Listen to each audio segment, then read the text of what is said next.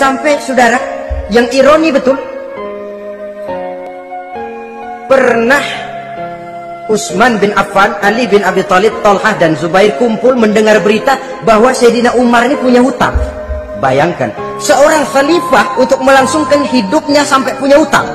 Padahal Baitul Mal di bawah kekuasaannya. Berunding Utsman, Ali, Thalhah, Zubair, kalau kita langsung ngomong sama Umar nggak enak dong, dia nggak bakalan terima. Lewat putrinya aja, Hafsah. Baik, Hafsah ngomong sama Umar, Abah, kenapa? Bagaimana kalau honor Abah ditambah, ditingkatkan supaya hutang bisa ketutup? Hafsah, saya Abah. Siapa yang nyuruh kamu ngomong begitu? Enggak ada. Ada. Saya tahu ada ini. Kalau nggak ada, kamu nggak mungkin ngomong begitu. Tapi orangnya kalau saya tuntut, mereka mungkin nggak mau. Sekarang saya mau tanya Hafsah, kau kan istri Rasul, betul? Nah, saya mau tanya, suamimu makanannya apa? Daging? Bukan. Roti. Tempat tidurnya kasur empuk? Bukan. Kain kasar yang kalau musim panas kami bentangkan, kalau musim dingin separuh buat tidur, separuh buat selimut. Pakaian yang dibelikan untukmu berapa banyak? Cuma 2. Nah, itu guru saya, orang yang paling saya cintai, dan itu yang saya ikuti.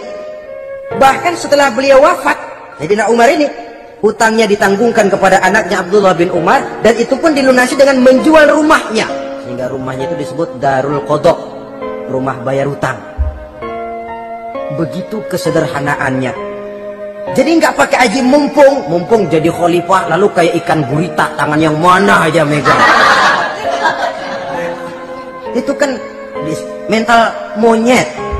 Monyet itu kan begitu, tangan megang kiri kanan, mulut ngawal, kaki megang, temennya dikasih masih ngerampas juga. Monyet rakus betul itu. Itu kesederhanaannya. Kenapa kesederhanaan ini timbul? Karena sikap zuhudnya. Zuhud itu tarkud dunia li ajlil akhirah. Orang yang mengambil dunia hanya yang diperlukan dengan lebih mengutamakan kehidupan akhirat. Watak zuhudnya yang sangat menonjol. Dialah pahlawan yang paling berani di medan perang. Dialah imam yang paling khusyuk di masjid. Dan tidak jarang kalau sholat sendiri, begitu membaca ayat yang menceritakan neraka, nangis berurai air matanya. Saudara hadirin ma'asyiral muslimin rahimakumullah. Jadi kesederhanaan dan kezuhudan ini bukan lewat teori disampaikan oleh Umar, bukan lewat penataran seluruh aparat, tidak, lewat contoh konkret. Inilah saya, contoh sederhana dan zuhud. Bagaimana saya akan bisa merasakan penderitaan rakyat kalau saya sendiri tidak pernah menderita? Bagaimana saya akan tahu sakitnya lapar kalau saya belum pernah kelaparan? Maka tanpa penataran, tanpa upgrading segala macam, berhasil karena prinsip keteladanan. Beliau jadi contoh utama. Dan sumber utamanya tentu tidak lain karena contoh dari baginda Nabi besar Muhammad SAW. 2, sederhana. Yang kedua, zuhud. Yang ketiga, sifat yang menonjol dari kekhalifahannya adalah adil. Kalau sudah bicara soal hukum, dia tidak pernah kenal kompromi. Adalah seorang pemuka Nasrani masuk Islam, namanya Jabalah bin Aiham. Ketika dia bikin haji, kain ihramnya keinjak orang Arab yang hitam, Baduy. Jengkel, dia merasa bekas tokoh, enak aja nih orang udah jelek injak lagi. Ditempeleng orang tadi. Orang ini lapor kepada Umar. Panggil Jabalah bin Aiham. Panggil. Kau ditampar? Betul Khalifah. Tampar dia. Tampar lagi. Dipukul orang itu di depan Sayyidina Umar. Jadi tidak karena kau ini bekas kepala suku, kau ini bekas orang terhormat, lalu ada kebijaksanaan yang tidak bijaksana. Kebijaksanaan yang akhirnya jadi tidak bijaksana. Dan itu memang sudah dimulai dengan memblokir keluarganya. Tidak satu keluarganya pun yang boleh mempunyai perasaan bahwa menjadi keluarga khalifah merupakan fasilitas dan keuntungan. Kau jangan makan di atas punggungku. Kau jangan menikmati fasilitas di atas keringatku. Dan tidak ada keinginan mewariskan jabatan khalifah kepada anak-anaknya. Pernah beliau musyawarah, saya bingung, kenapa khalifah? Gubernur Kufah ini sulit nyari orang. Diangkat yang lemah, rakyat ngeluh. Diangkat yang keras, rakyat juga ngeluh. Ada calon khalifah, kalau ini mah nggak salah lagi nih buat gubernur Kufah.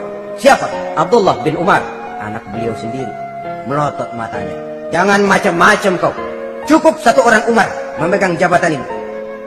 Kalau berhasil, kami keluarga Umar sudah merasakannya. Kalau gagal, cukup kegagalan seorang Umar. Tidak berusaha mengorbitkan anaknya, oh, anak babe diangkat jadi ano. Tidak, malah diblokir, cari yang lain. Tapi Abdullah bin Umar cukup syarat ya Khalifah. Dia orang bertakwa dan soleh. Yang takwa dan soleh bukan cuma anak Umar, anak orang lain juga banyak yang takwa dan soleh. Itu prinsipnya. Sehingga ketegasannya ini membuat orang jadi sungkan. Dan tidak seorang pun berani kirim-kirim upeti hadiah. Pernah itu ada pejabat dari Azerbaijan kirim makanan, kue, mending apa? Kue.